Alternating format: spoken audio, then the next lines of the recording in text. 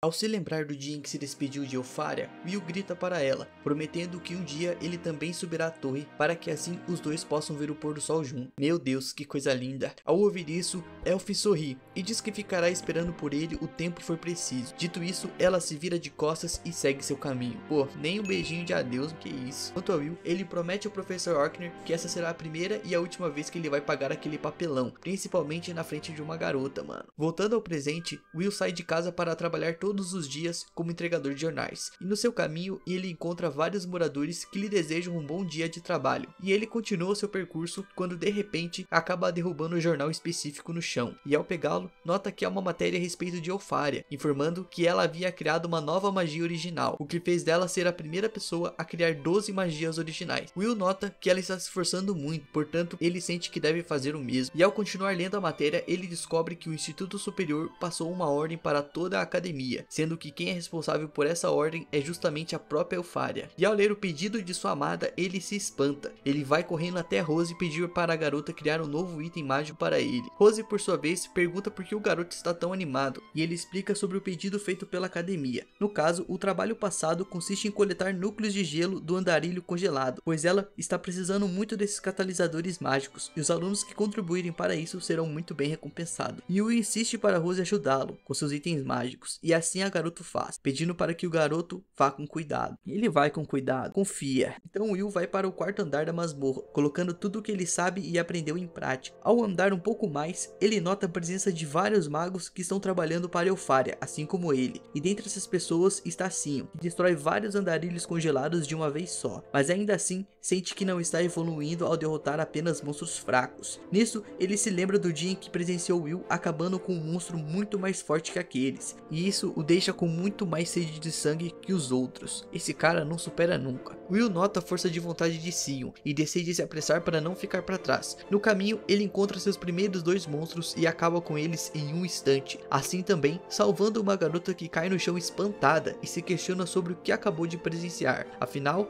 o garoto que derrotou os monstros não usou magia, mas sim o espadão. E Will, percebendo assim a sua presença, pergunta se ela está bem, e a garota responde que sim e se apresenta como Iris. Enquanto esse papinho tá acontecendo, a cena corta para uma aula do Professor Orkner, e ele explica sobre a importância de criar uma nova magia, afinal, isso é uma conquista muito grande que garante o avanço incondicional para a torre. Orkner explica que todas as magias geralmente recebem o nome de seus criadores, e têm seus nomes derivados de palavras associadas a eles. Dito isso, ele até dá um exemplo do feitiço Magia Negra Darkscarabia, que foi criado por um mago nos tempos antigos, conhecido como Brigadista Darkscarabia. Portanto, se um dos alunos criar uma nova forma de magia, terão seus nomes gravados na história. E ao ouvirem isso, os alunos notam que o professor está falando como se isso fosse algo simples de se fazer, quando na verdade não é nem de longe uma maneira realista de avançar academicamente, já que não é qualquer um que pode fazer isso. E no meio da aula, Rose levanta a mão e pergunta mais sobre Elf, que estava nos jornais pela manhã, afinal ela havia acabado de criar uma nova magia. E o professor afirma que Eupharia de fato é uma maga excelente, pois foi a primeira pessoa a criar 12 feitiços originais. A mina é boa mesmo, meu padrinho. Levando isso em consideração, Orkner diz que eles podem considerá-la uma das maiores magas de toda a história. Isso faz com que Colette note que essa maga que Will está tentando alcançar é realmente muito especial. Além do mais, ao pensar muito nisso,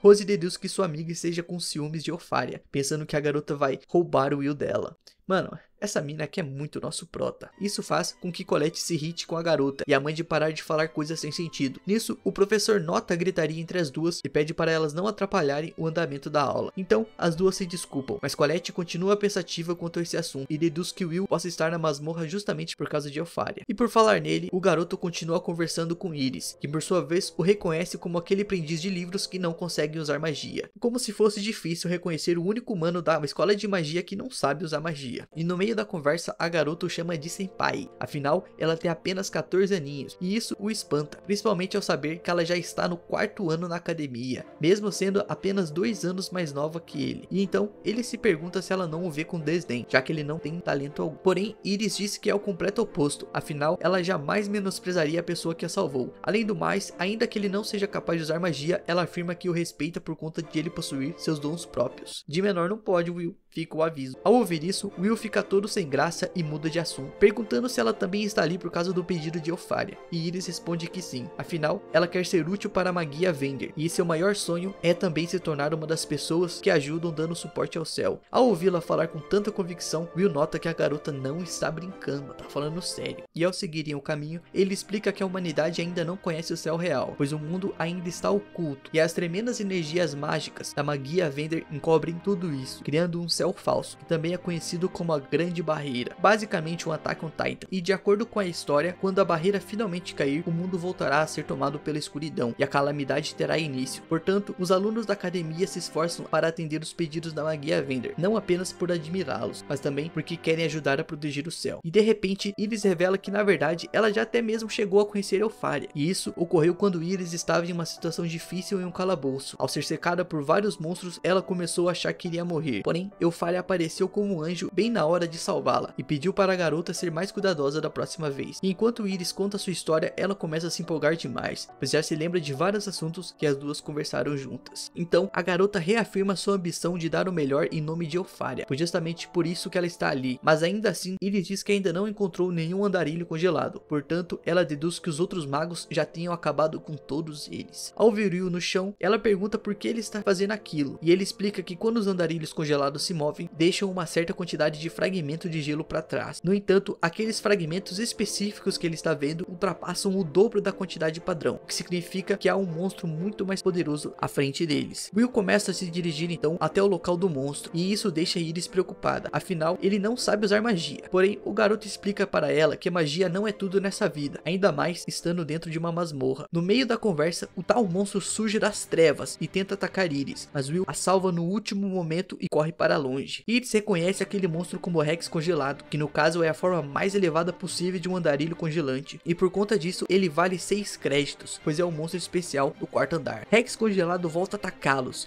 então Will leva Iris para um lugar seguro e pede para que ela fique lá enquanto ele luta contra o monstro. Porém, ela tenta alertá-lo do perigo que ele está correndo, afinal os ataques físicos dele não servem contra o Rex congelado, pois qualquer coisa que toca a criatura congela instantaneamente, e isso faz com que o combate corpo a corpo seja estritamente proibido contra esse monstro, e a única forma de lutar contra o Rex congelado é usando ataques mágicos de longa distância. Porém, Will insiste em lutar e diz que já enfrentou um monstro desse tipo muitas vezes durante a sua vida. Will então avança heroicamente sobre o monstro, enquanto o envolve com um enfio passando por baixo de suas pernas, e ele explica que o Rex congelado é vulnerável a ataques de fogo e explosão. Então Will ateia fogo a um fio, que lentamente vai se aproximando do monstro, e logo o inimigo tem todo o seu corpo tomado por chamas, que percorrem um fio enrolado nele, atingindo explosivos que Will havia colocado no monstro. A explosão resultante despedaça o Rex congelado, e Will sai vitorioso mesmo sem saber usar magia. E como ele é um cara humilde, ele atribui sua vitória aos equipamentos que Rose fez para ele, que foram essenciais na batalha, e decide agradecê-la mais tarde. Enquanto isso, Iris o observa de longe, investigando os verdadeiros poderes de Will, que se mostram diferentes dos rumores. E Will se aproxima dela, e junto eles se preparam para partir, com Iris retomando seu comportamento habitual. E após a batalha, Iris reflete sobre Will, reconhecendo que embora ele não use magia, sua criatividade o torna um guerreiro talentoso. E em seguida, ela vai até a sala onde os Magia Vendors estão reunidos, e eles estão todos preocupados em encontrar alguém que os ajude no dia do destino final. Iris então sugere Will, apesar de ele não saber usar magia, para um cargo na torre, mas a maioria dos magos Vendor rejeita a ideia. No entanto, Torcel não vê problema em aceitar alguém sem habilidades mágicas, se ele for útil, e Cute lembra a todos sobre o grande festival de magia que está próximo, e sugere que se tomem uma decisão após os resultados do evento, afinal, aqueles que realmente forem talentosos alcançarão o topo por meio próprio. E após essa decisão, todos se retiram, exceto Eupharia, e Iris confirma com ela que Will é tão impressionante quanto ela dizia, e Elf, emocionada, afirma que continuará esperando por ele o tempo que for necessário. Achei fofo. E na academia de magia, dos 12.000 créditos, 7.200 é o número necessário para que um aluno possa avançar para o Instituto Superior. Portanto, essa é uma condição absoluta para que alguém se torne um Magia Vendor. Nisso, alguns alunos finalmente alcançam os créditos suficientes após enfrentarem um golem de metal. E quanto ao Will, ele decide atacar um inimigo apenas na base da porrada. Isso faz com que Sion zombe dele como sempre, por estar recorrendo à força física mesmo sendo um aluno na escola de magia. Ao ouvir isso, Will acaba se distraindo e leva um soco do golem, que o derruba no chão igual um idiota instantaneamente. Enquanto isso, Sion e seu colega zombam do fato de Will ser tão fraco. Eles afirmam que já esperavam esse resultado, tendo em vista que o garoto é apenas um nerd de livro, o que faz ele ser um fracasso eterno na prática de magia. Enquanto Enquanto isso, os alunos Len e Ying derrotam os golems combinando sua magia. Em seguida, Julius usa sua magia para congelar os golems de todos os participantes, apenas para mostrar o quão habilidoso ele é. Com isso, ele é aprovado no teste com mais de 10.000 créditos, e uma dessas alunas, a Lihana, fica aliviada ao ver que nenhum de seus colegas enferrujaram. Ao ouvir isso, Wing afirma que não há motivos para preocupação, afinal, o momento da revelação está muito perto. Enquanto eles conversam, Julius interrompe os dois para anunciar sua rivalidade com ele, garantindo que conseguirá derrotá-los com um novo método secreto que desenvolveu.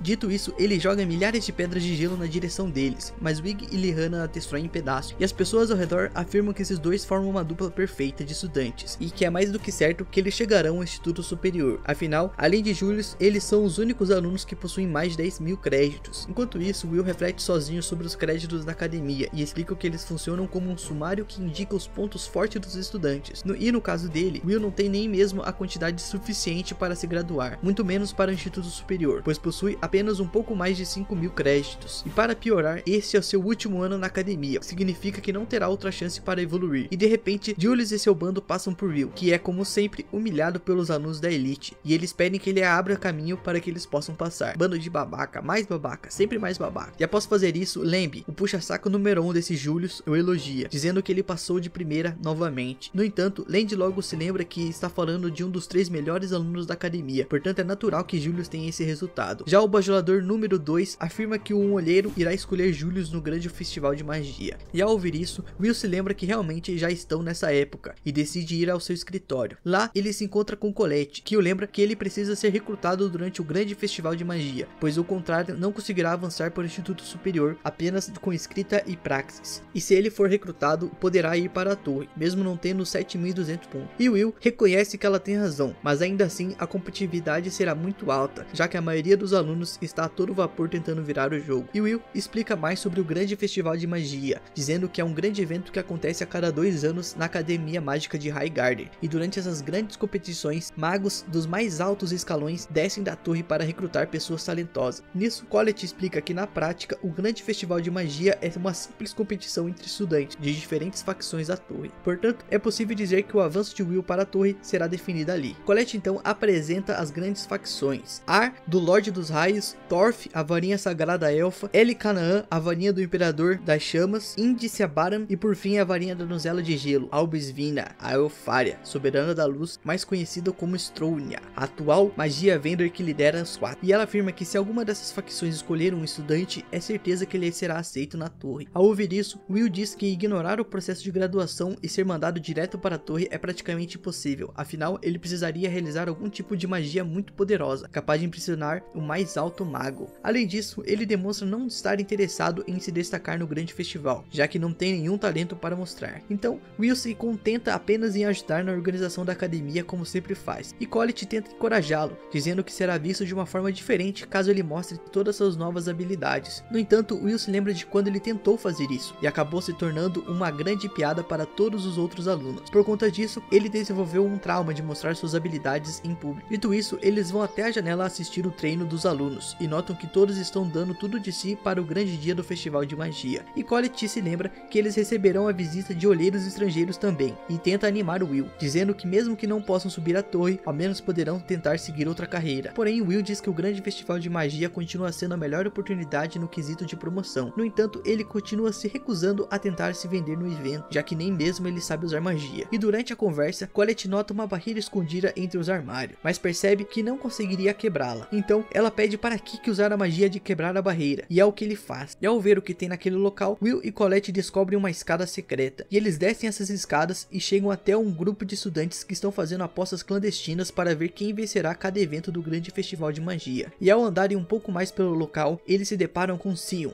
que novamente desempenha seu papel de idiota e vai para cima do Will. Colette se coloca entre os dois e diz que ficará bravo caso Sion continue desrespeitando seu colega. E de repente, outros 2 alunos vão até o local e começam a zombar de Sion, dizendo que ele está preocupado com Hannah e os outros participantes. Colette não perde a oportunidade de abaixar a bola desse safado, e diz que ele está preocupado com Lam. Realmente parece um garoto sensível. Sion se defende, dizendo que ele não está preocupado com nada disso, afinal, nem mesmo perdeu para eles. Enquanto ele se explica, Sion percebe que está dando satisfações demais e decide deixá-los para trás. Após isso, vão todos para suas aulas, e ao finalizarem as atividades, Colette chama Will para irem juntos à masmorra, mas ele recusa o convite, pois precisará trabalhar naquela noite. E ao chegar na taverna, taverna, enquanto Will tá trabalhando, conversa com um dos clientes, e ele fala sobre quanto esforçado ele é, já que além de trabalhar entregando jornais de manhã, estuda à tarde e ainda é garçom no período da noite. E Will explica que por não conseguir uma bolsa de estudos na academia, precisa desses trabalhos para conseguir pagar a escola. O garoto é basicamente um brasileiro. E durante essa conversa, eles comentam sobre o grande festival de magia, e o Senhor Anão afirma que se Will participar desse evento, talvez as coisas possam mudar para ele, mas Will diz que não pretende participar. Ao ver o Will hesitante, Gina, a dona do estabelecimento, manda todos pararem de enrolar e começar a trabalharem, assim como Ross. Nisso, Gina pede para Will trazer mais alguém para trabalhar ali com ele, e mais um dos clientes afirma que eles não precisam disso, afinal Will trabalha por 2. E após a taverna se esvaziar um pouco, Ross comenta com Will sobre o trabalho e diz que o professor Walker pode arrumar algo melhor para ele. No entanto, Will diz que não pretende dar ainda mais trabalho para o seu professor, além de afirmar que gosta de trabalhar ali por estar acostumado com os clientes. E de repente, Julius aparece no local e começa a reclamar do local, chamando aquilo de espelunca, e seu puxa-saco explica que não encontraram nenhuma outra aberta nessa hora. Porém, Julius percebe que Will estava agachado, e quando ele o vê, Julius novamente começa a zombar do garoto por trabalhar num lugar como aquele, dizendo que o fracassado realmente combina com os bárbaros. E ao ouvir esse insulto barato, Dona demonstra não ter gostado nada disso, e encara Julius com um olhar muito puto. No entanto, o garoto continua com sua arrogância, dizendo que os anões são uma raça inferior que emigraram de outro mundo. Portanto, o simples fato deles poderem existir naquele mundo já pode ser considerado um grande favor. Enquanto isso, Will se lembra de uma antiga história sobre quando o mundo dos anões foi destruído pelos invasores celestiais. Como consequência, os anões foram obrigados a fugir daquele mundo para onde estão agora, e por serem considerados estrangeiros, são vistos como inferiores, diferente dos elfos que foram tratados com muito mais respeito, pois naquele mundo a magia é absoluta. Enquanto isso, Ross vai ter a mesa para servi-los, mas assim que os garotos sentem o cheiro da comida, começam a zombar como já era de esperado. Nesse momento, Will começa a ficar irritado demais, e enquanto Rose se volta para a cozinha, ele passa por ela bufando, e vai até os garotos parando na frente deles, e eles perguntam o que o garoto quer, e ele exige que os garotos retirem os insultos que acabaram de proferir. Afinal, o feijão que eles plantam é cultivado em solo infértil, portanto também tem o seu valor. Ao ouvir isso, Julius chuta o prato de comida na roupa de Will. Nisso, os amigos puxa-saco de Julius tentam partir para cima de Will, mas acabam sendo derrubados e apagados com um único golpe. Meu Deus. Will também jogou sopa no garoto, que irritado começa a congelar o local e atacar o Will. E Will, por sua vez, se desvia das pedras de gelo, mas Julius finalmente consegue prendê-lo contra a parede, e em seguida ele vai até Will para finalizá-lo, mas mesmo colocando uma rosa de gelo no peito do garoto, nota que Will não abaixou a cabeça e não está disposto a desistir. Então Donna diz que aquilo está passando dos limites, e Júlio, ao ver que o garoto não está cedendo, muda de ideia, e diz que humilhar o Will ali não seria nada interessante. Então, ele pede para que Will participe do festival de magia, pois quer ter o prazer de humilhá-lo na frente de todos os estudantes. E Will aceita participar do evento como Júlio está pedindo, mas também exige algo em troca. Se ele vencer, Júlio deverá pedir desculpas ao Sr. Donna e a todos os outros anões que ele insultou.